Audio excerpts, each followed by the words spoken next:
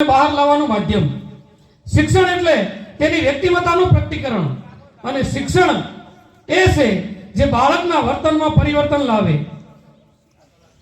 તો ફરી એક વખત આ બધાનું શાળા પરિવાર વતી હૃદયપૂર્વક હાર્દિક સ્વાગત કરું છું. બધાને નમ્ર વિનંતી છે કે જ્યાં સુધી કાર્યક્રમ પૂર્ણ થાય ત્યાં સુધી શાંતિથી નિહાળશો. સૌપ્રથમ તમને સ્વાગત કરવા માટે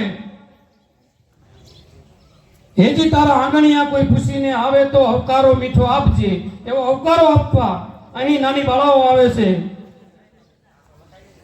તમારા આજ પાવન પગલા થવાના બધાને ખબર થઈ ગઈ છે.